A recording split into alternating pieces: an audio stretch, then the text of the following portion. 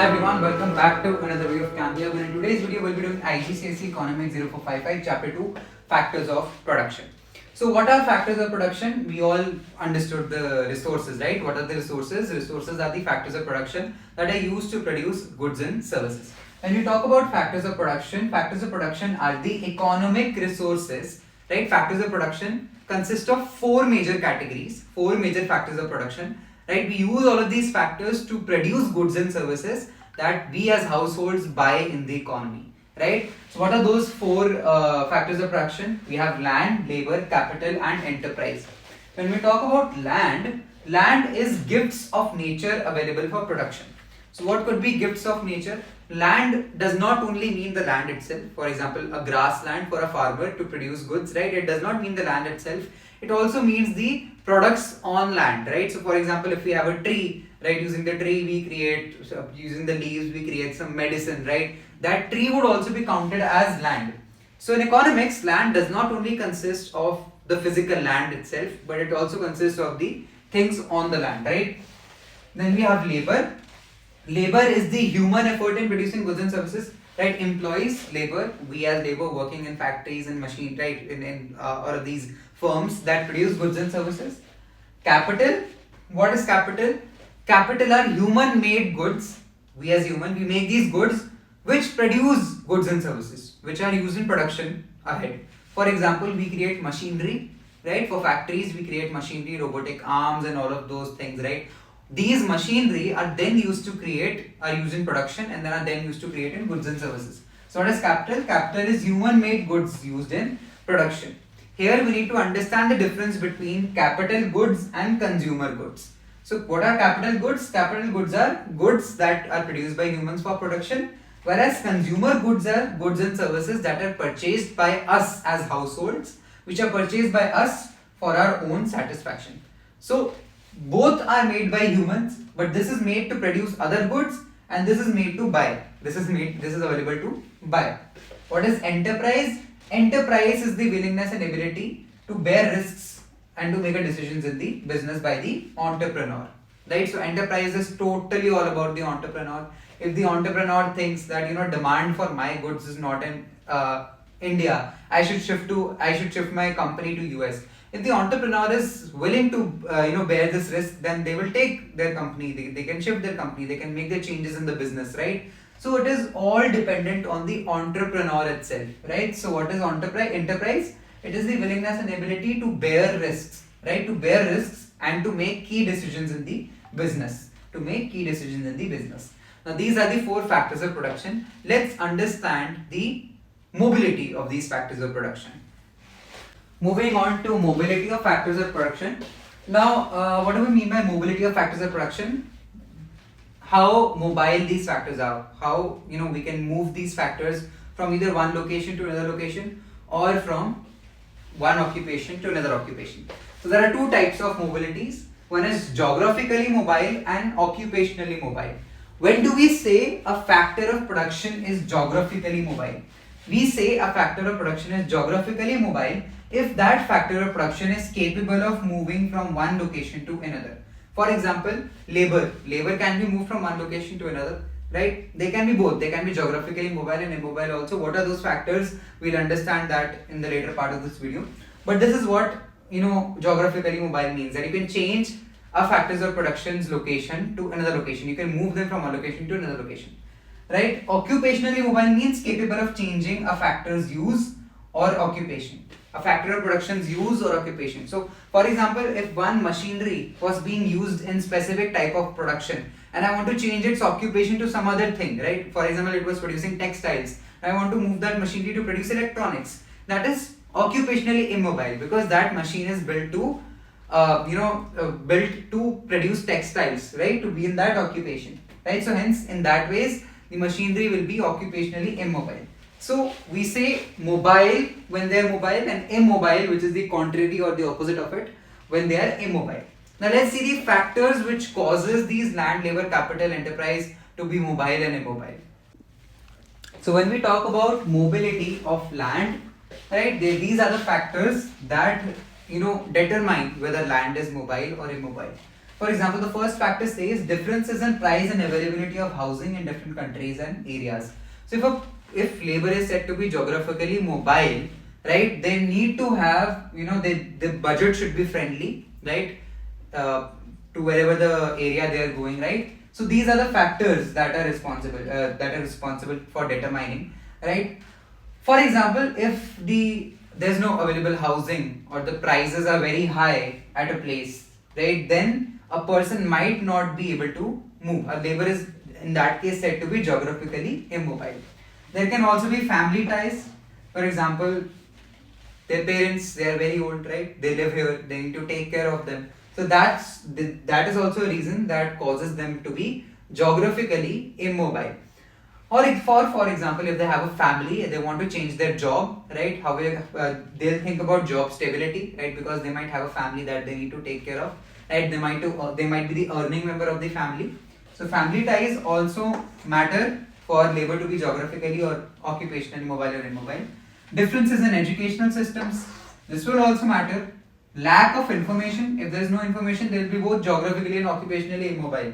And restrictions, right? Restrictions, for example, labor can be geographically immobile if they don't have citizenship of some other country that they want to move at, or they might be occupationally immobile if they don't have good job experience, or they are restricted, bounded by contracts that they need to work in a specific company.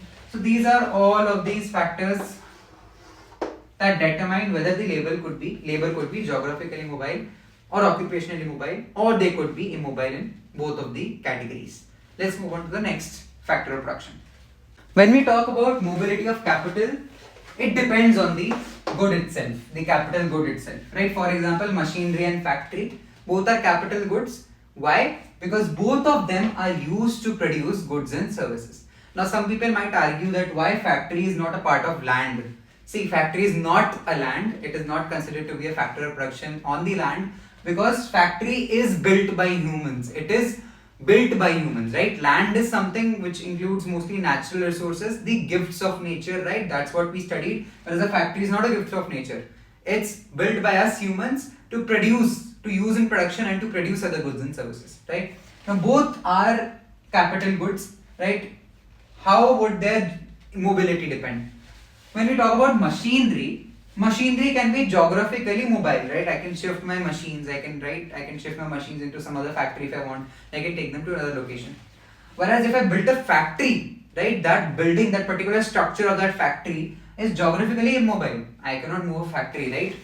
Similarly, machinery can be occupationally immobile. For example, my machinery produces textiles. I cannot use that machinery to produce electronics.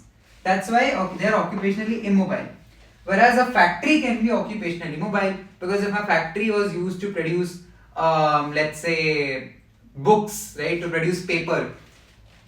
Suppose I sell off the factory, that company slows down and it is sold to a textile company.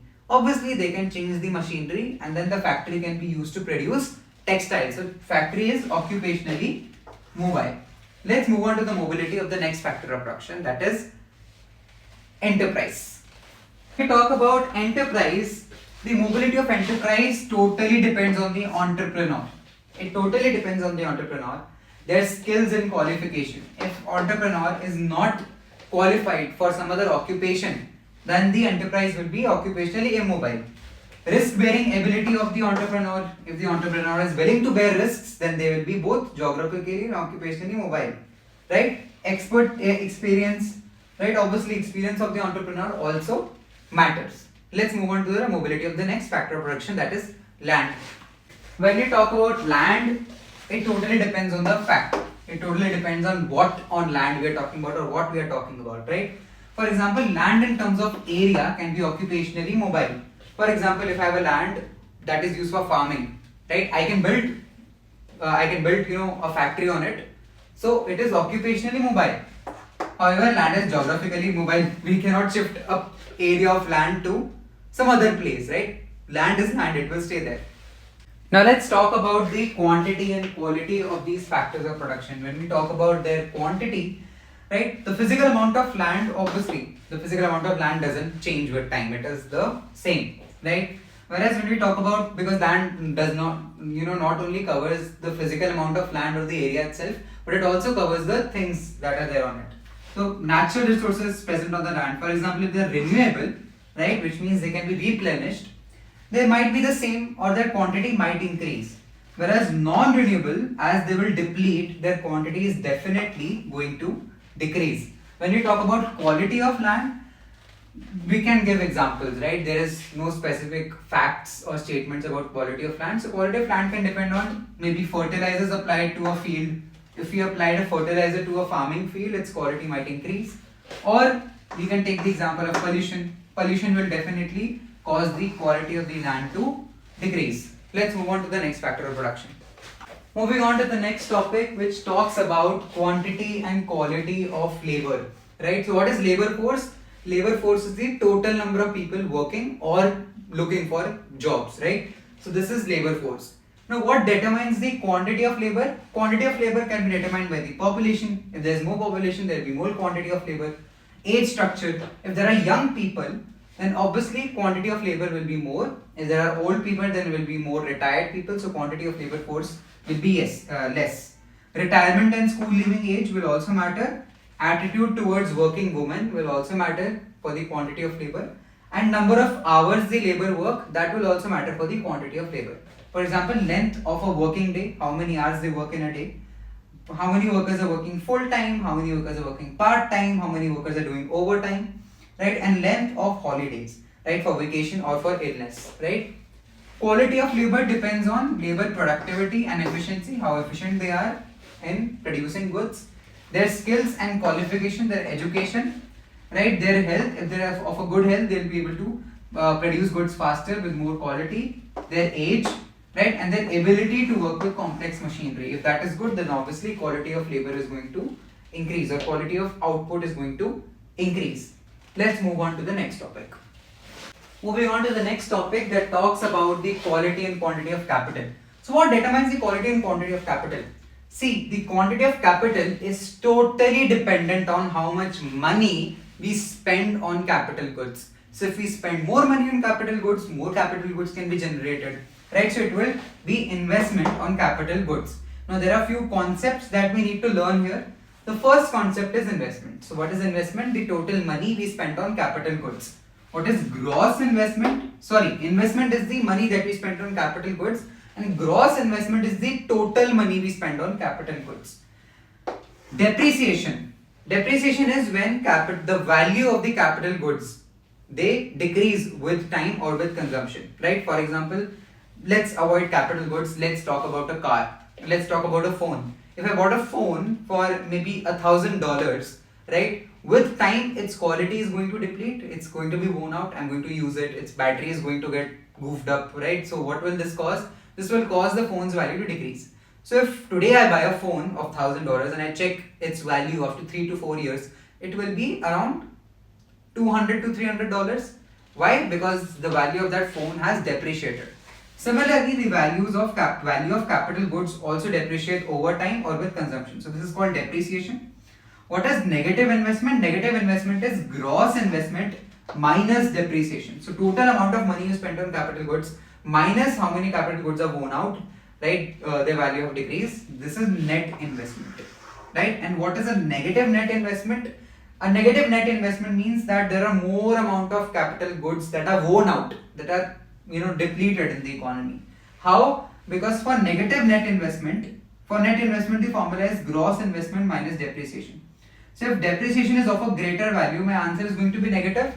I am subtracting a positive value with a greater negative value, right? So for example, gross investment was 1,000, right? But negative net investment is 2,000. So my answer will be obviously negative.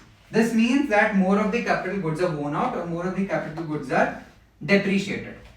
Quality of capital goods, it totally depends on the advancements in technology. If there is more technology, there is more innovation, the quality of capital goods is going to increase. Let's move on to the next topic. Moving on to the next topic, that is quantity and quality of enterprise. What determines the quantity and quality of enterprise? When we talk about quantity of enterprise is obviously determined by the number of entrepreneurs. If the number of entrepreneurs, business owners increase, or people who want to own a business, obviously enterprise is also going to increase. Increase in number of business schools, colleges, universities or training institutions. If there are more number of schools and colleges that teach business as a subject, obviously entrepreneurs will be more and enterprise will grow. Interest amongst people, if more people want to own a business or become an entrepreneur, right, that will also increase the enterprise.